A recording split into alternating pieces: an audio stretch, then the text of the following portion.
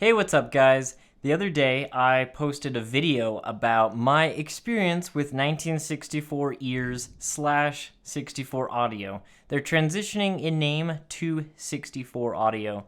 And today, I wanted to make my unboxing video of my 1964 ears V8 models. I'm really excited to be bringing this to you guys, and I'm really excited because while I was trying to figure out which model to buy between the V6 Stage or the V8s, I did a lot of research and I searched on YouTube trying to find some videos, and no one had posted any V8 videos. So I'm hoping that you guys really enjoy this, and hopefully it might help influence the purchasing decision of somebody out there, maybe even you. So without further ado, I'm going to switch over to the overhead view, and we're going to take a look inside the box.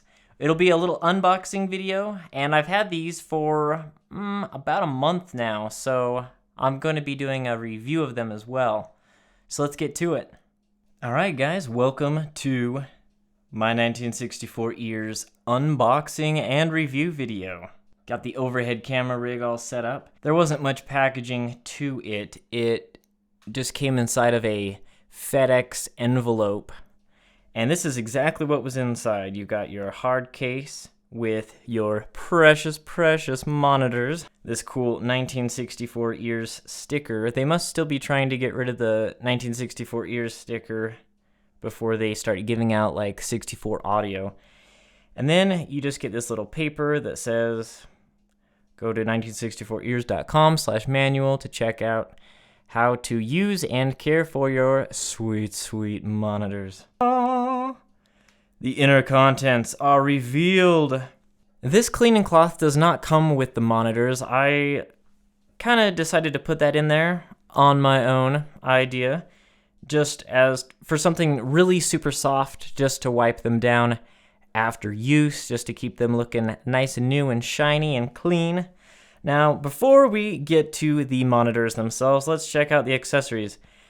You do not get a 1/4-inch jack adapter anymore.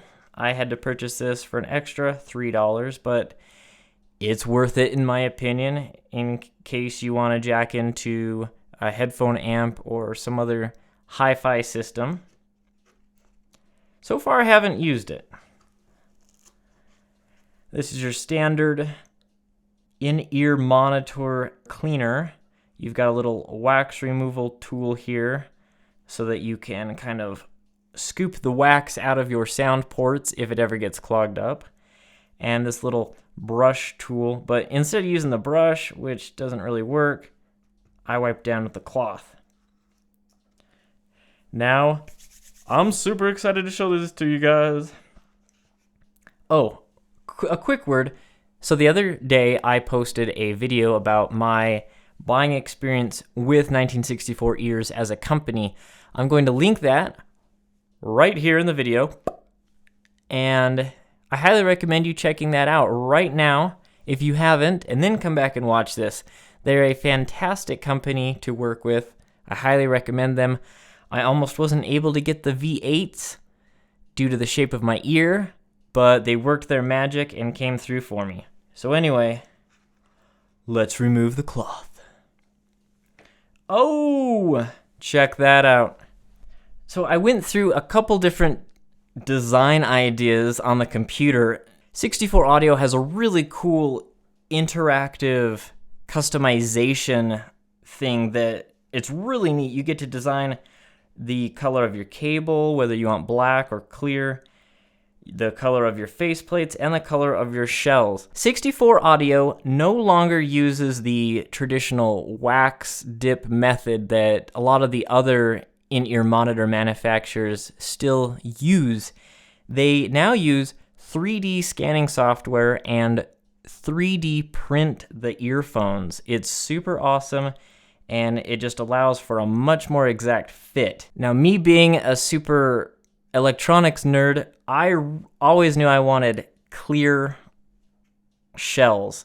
And one of the things is now, because they do 3D printing, you can only get them in clear, solid black, or they just released a like a smoke gray. It's like a translucent smoke. And so I went with the clear, and I got my boys Finn and Jake from Adventure Time. Check those guys out. I think they turned out really awesome. They're sitting there doing their wiggle dance, which I thought would be perfect for when I'm jamming out with my earphones. And I went with, the color here is light blue. And it's just really neat. You're able to check out look at all this. Let me zoom in here so you guys can check out all the innards.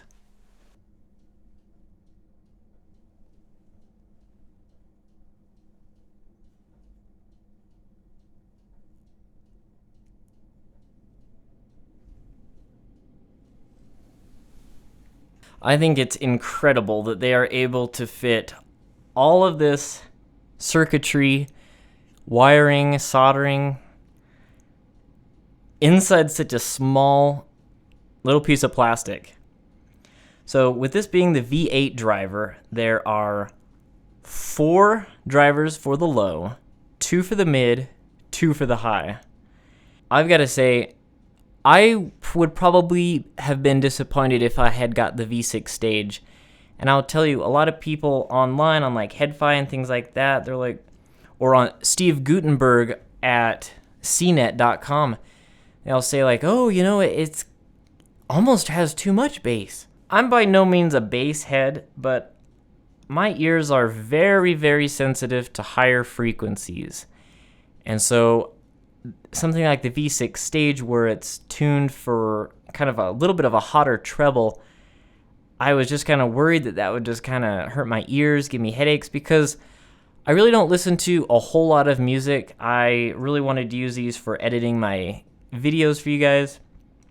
And I really enjoy listening to like the old-fashioned radio dramas from like the 30s, 40s, and 50s. And a lot of those recordings are not the best, and so they have a lot of higher frequencies. So I wanted something that was just kind of a little bit warmer. And I also really enjoy listening to movies with my earphones and headphones. And so I've got to say, these things thump super awesome. It's seriously like having, the best way I can describe it is like in my home hi-fi system, you got like the full 5.1 with the subwoofer, and it seriously sounds like that's in your head. It's not like, it brings out the bass that's already in the recording. It's not going to muddle it or bloat it in any way. It's super tight and punchy. I can't believe how tight it is. Listening to some, bass heavy songs, a lot of the hits of today type stuff, I can't believe how tight and controlled it is, but it literally feels like I have subwoofers right in my ear. So some of the other modifications, I had originally ordered the recessed sockets for an extra $25, but because they were barely able to fit the V8 drivers in the shape of my ear, they were not able to do the recessed sockets. And I was just fine with that. They reimbursed me the $25, and I would much rather have the V8 model like I wanted rather than a model which I wouldn't have really been all that happy with, but been able to have the recessed sockets. I went ahead and ordered the longer cable. I believe it was 64 inches. It was extra like $6, which I thought was awesome because I find that it's pretty much the perfect length. And in some cases, it's almost slightly too short, but most of the time in everyday situations, it's pretty spot on. And I really couldn't see ordering the smaller cable. I think that would have been way too short. I'm generally a full-sized headphone listener. I do my gameplay videos while using a pair of AKG K240 Studio headphones that I bought like 15 years ago. They are amazing. I love those headphones. They are the made in Austria version. I think nowadays they're made in China, unfortunately. And I've gone through several different sets of ear pads on them, of course, but they still work fantastic. And I also have a pair of Mr. Speaker's Alpha Dog headphones. And it's funny because the cups for those are also 3D printed, so it's kind of funny that I've got two different sets of earphones and headphones that have been 3D printed. With them being my first in-ear monitor, they took a little bit of getting used to. And even now, when I put them in, I kind of have to pull back my ear and just kind of push them in a little bit more. I mean, what you have to do is you kind of hold it at an angle like that, and then you kind of put it in your ear and then twist it in. And it kind of goes in just like, almost like a key going into a lock or something. But it still just doesn't quite sit right because my ears are so small. I have to kind of pull my ear back and just kind of wiggle it in, and then it fits perfectly. It seals like nobody's business. I've gone walking with these outside. I can eat with them, lay down in bed and watch a movie, and they are airtight. Comfort-wise, awesome. I would give them a 10 out of 10. Sound, 10 out of 10. I mean, truly, what I was looking for was I love the sound of a planar dynamic full-size headphone like the Alpha Dogs. All right, guys, I hope you enjoyed taking a look at the 64 Audio V8 custom in-ear monitors. I gotta say, they are super awesome. The sound quality is amazing. It really reminds me of a good planar magnetic headphone, kind of like my Mr. Speaker Alpha Dogs, even though those aren't really considered a, top-of-the-line audiophile phone. I think finish-wise, these things look amazing to me. They're perfectly polished. They're really nice and shiny. I think the graphics are fun with the Adventure Time guys. And the fit is perfect. With them being 3D scanned and 3D printed, it feels like I pretty much have nothing in my ear. I mean, it feels, there's like pressure because your ear is perfectly sealed, and I love it.